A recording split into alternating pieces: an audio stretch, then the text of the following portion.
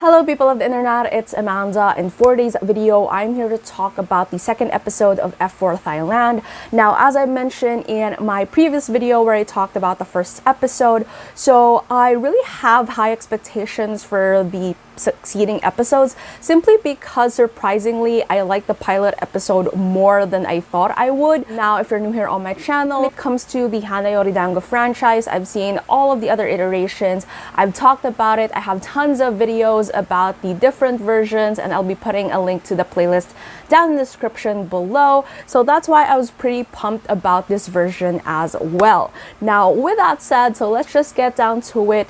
Thoughts about episode 2 incoming. It starts right after what happened at the end of episode 1 where Gorya finally fights back. Every single version whenever this happens is really satisfying, but most importantly with the Japanese version and the Thai version having both a very similar weight when it comes to, you know, like the reason why they decided to fight back is not really more about themselves but because of the contributing factors of like their family and their sacrifices manifesting through a single item, and then Thyme not knowing the value of that, therefore destroying it. And then like the female character, both Chikushi and Gorya, goes after the male leads simply because of this specific factor. Now, I really like the parallelism of that. I've talked about that in the previous video that I've done. But what's different about this version is because it's 2021. So they also pointed out the importance of social media and surveillance when it comes to this particular arc. So one of the main things about this version is that the F4 and basically everyone in the school who does the bullying, they really don't record everything or stuff like that. They try to avoid it simply because no evidence, meaning no one would hold them accountable for their actions. But then for this one, so they wanted to make it seem like Gorya was the one who was assaulting Thyme, and because of that, like this entire thing is, again, it falls into the idea that fake news and false information and like not everything you see on social media is as black and white as it is. But another thing that I like about it is it's not completely just focused on everyone hating on Gorya because of what she's done. There's also a lot of people who are on her side. And despite the fact that later on in the episode, it was said that, you know, Hana and Gorya both made like a couple of anonymous accounts themselves to show support for Gorya, it seems like people, like there are genuine people who are also showing support to her given her actions. And it was kind of nice to see that balance because we've never really had that in the past versions. Like in all of the versions so far that has happened, everyone was just against the female character simply because of her actions and because the F4 is supposedly these like people on a high pedestal type of thing, and everyone is just so on board with whatever it is that they're doing. But then for this one, the anonymity and the power of anonymity goes both ways in saying that, you know, as much as people are kind of like supporting the F4, there are other people who are also using these anonymous accounts to show support towards someone. Like there's this fear, there's this still fear of getting involved, but and at the same time, again, it shows the power as to what anonymity can hold and what it like. It's how it's like a safety blanket for most people. So there's that particular point. Another point that I love about this episode is the role of Kavin and MJ is starting to finally get fleshed out. Like I've cut this out in my previous video, but then someone pointed out in the comments and I feel like I should talk about it in today's video, where Kavin and MJ have expressed distaste in terms of the whole like red card thing. Like at first in the first episode, we see them sort of like still enjoying themselves whenever, you know, the sessions in the abandoned stadium is happening. Like we kind of see like the fun of it and stuff, but we later on find out that they're just going along with it because the Thyme is enjoying that kind of thing. And of course, it's still the idea of, they're not doing anything actively to stop him. But then in this episode, it's become more clear that they wanted him to stop before it gets out of hand. So before, it was like this idea that the ones who are being bullied, like the guys who are being bullied, they can take more of whatever it is that's happening. But now that it extended outside of them, and there's people who are showing resistance to the F4 because of what Gorya did, it's more of like the fear also, they also realize the fear of like what happens if this gets out of hand. This, not everything is up to our own control, even if we say it is. And I really like how they are starting to serve as these types of characters. They're trying to call out Thyme for his actions in a way that is, again, very active, and something that is not something that we haven't seen in the previous iterations. One, I like this because in Hana no Chihere, this actually happened. Again, if you don't know, so Hana no Chihere is the sequel to Hana Yori Dango. It's a different set of people, not exactly F4, but it's a completely different sequel where there's a new group that is ruling the school, and they idolized F4, but they don't know how messy it was. They just saw F4 as the leaders of the school. So in Hana no Chihere, it's very similar, where the other characters, they don't, like the other members of the core group, they don't tolerate a certain level of violence that is happening. They're just there because they're to lead this school. And given Kavin and MJ's role in this particular episode, so I kind of see more of that particular contrast, and I really, really like that, because again, as compared to previous versions, we never really had that from the characters of Sojiro and Akira. Then next is in terms of, now, I was kind of wondering in episode 1, when are we going to see the other side of Thyme? Because in the other versions, we all know that Domyoji isn't just this single-celled character, like he has other sides to him, and there's definitely this childish, silly side to him that made him an interesting character despite his flaws. And then in this particular episode, so we finally get to see that, especially when he kidnapped Gorya and he tried to convince her to like give her all these things, to like take a video of her apologizing so that everything can be forgotten and stuff like that, and sort of like for him to save face in a way, because people are talking about him negatively as well. As much as people are on his side, there are people who are seeing this as a way of, like, I wanted to kick Thyme's ass as well, so good job, Gorya. So he wanted to correct that. And we see this dynamic between them that's very childish and very nice and just very fun to watch. And again, we finally see the dumb side to Thyme in a way that he doesn't know what to finish the sentence, quid pro quo. He said fitness, and then Kevin corrected him, saying that the word that he wanted to say is actually finesse. And I really, really like how they're slowly trying to establish that side of his personality, and showing that he's not exactly, like, he's not just, the person that we saw from episode 1, which is, again, nothing too new when it comes to that character, but I like how they're slowly trying to insert it again, and it's not really off pace in terms of the storytelling. Another thing is, I really like now this episode is also focused on Mira's character. Mira is the first love and eternal love of Ren in almost all of the versions. So we kind of are familiar with her character as well. She's someone who was idolized by Gorya, and that's the reason why she entered the school in the first place. So she plays a very nice and pivotal role in this particular story as well.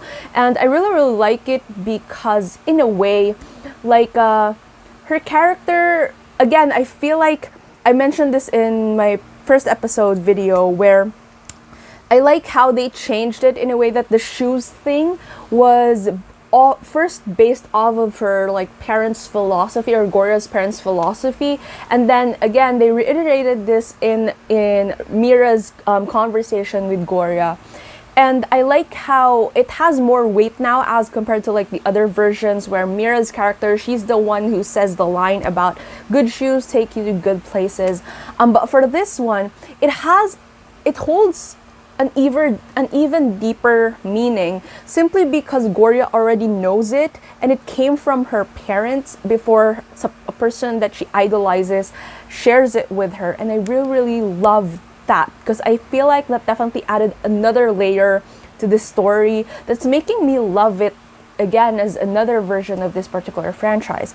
Another thing that I like that they added is because they took away the weight of the line about the shoes thing from Mira's character, she says something in this one that is also really good, where she says that Gorya keeps apologizing, saying that she doesn't have a right to things, or things aren't right for her because of this, because of that, because she's just this. And for Mira's character, she mentions that, you should never say that something is not right for you or something is not meant for you simply because of certain things like financial status or social status or anything like that.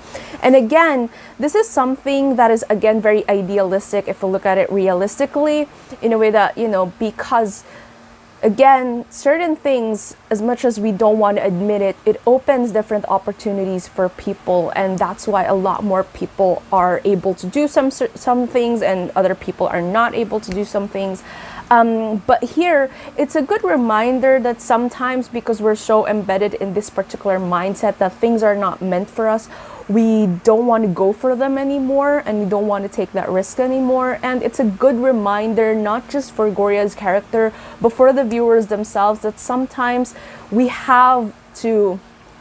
just have to, like, even if we think that it's beyond our reach, we still have to go for something, because who knows, maybe we're meant for bigger things than what we expect of ourselves if we want to go for it. And I just really like that, because again, since they took away one iconic line from that particular character, they added another layer to her character so that the conversation still makes sense. Like, it's not just a redundant encounter about the metaphor when it comes to the shoes. So again, really like that part. Other thing is, I really like the confrontation between Canning and Kevin. It sets up the dynamic between their characters, because if you've seen the other versions, then you would know that they would have like a side story of their own. And I really like how, again, I feel like this is an element from Hana no Chihare that I actually like, that kind of sort of like trickled down to this version, where Canning, obviously as a friend, she's very concerned about Gorya. She was saying that she was saying to Kevin, like, how can I trust her with you guys? No one's really standing by her side in everything that's happening and stuff like that. But then for Kevin's end, what he said was, you should have some faith in your friend. And I really like that, because sometimes that also translates to real life, where we end up worrying about someone too much, that we lose faith in what they can do for themselves. And sometimes the only thing that we can do for them is to support them, but still have faith that they know what they're doing and that we're just there in case they need that extra push. And I really like that conversation between them, because it also shows how they are as friends, very similar to how Kevin and MJ is actually stepping up as friends for both Thyme and Rin in this situation. Now, speaking of, so I know that I have the details sort of like messed up, like how I'm going back and forth between the scenes. But then, since we're talking about Canning and Kevin, so there's also this scene where Hana was targeted by the red card simply because Thyme saw her and Gorya interacting, and he also saw that Gorya was definitely pleased when she's more around Ren than with him. So that kind of put him off, and so he targets Hana. And in that particular scene, it was kind of like nice, because the minions, like the other bullies in the school, they were the ones who were kind of like forcing Hana to like shave her head for this and for their amusement or anything like that. But it's kind of like clear that for not just MJ and Kevin, but also for Thyme, that entire thing is just uncomfortable. And when Gorya stepped in,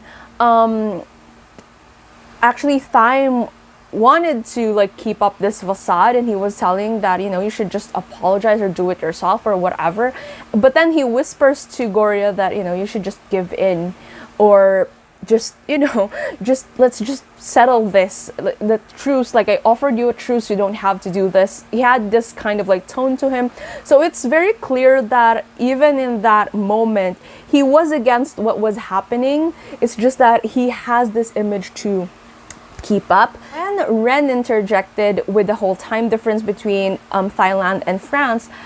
You can literally see the sigh of relief in MJ and Kevin's face, and I really, really, really, really enjoy that, because again, it's not something that we've seen in other versions before. So here, in terms of like the distastefulness of what's happening between, you know, the F4 and stuff like that. So here, instead of them actually again taking the lead in terms of what's happening, they're basically just symbols of the invulnerability of the situation, which is explained in episode 1. So again, that's also a difference that this version has with the other versions, where in the other versions, the F4, they're the ones leading this hunt. But in this version, it was really more of like they just symbolize this like another level of power. But on the flip side, everyone else is responsible for their own actions in doing this, their own classmate. And yeah, so there's definitely a difference in terms of that dynamic. Say, every single time that Cindy Bishop walks in as Thyme's mom, I'm just floored. Like, even if she only has like, I don't know, 5-10 seconds of screen time, there's just so much power in the way that she carries like the certain command. Like, you know, you have to obey her when she says to take care of something, you know. And then the next part of it is the ending scene. So that was kind of like expected. I was kind of curious how they're gonna do it, because Meteor Garden did it differently. Boys Over Flowers, I couldn't exactly remember how that happened, like the Korean version. That one was a blur to me. This is very similar to the Japanese version. And again, just to end this on a really positive note, I saw that a lot of people who love the Japanese version and has that as their top one is also liking this version so far. And it's kind of scared that I might like this better than the Japanese version, which is completely impossible for me for the past couple of years after I've seen almost all of the versions. Again, I feel like it's because it mixes elements in terms of the original franchise from the manga, at the same time Hana, Yori, Dango from Japanese version, but it also inserts moments about Hana no Chihara, the sequel, that I like how they modernize this story.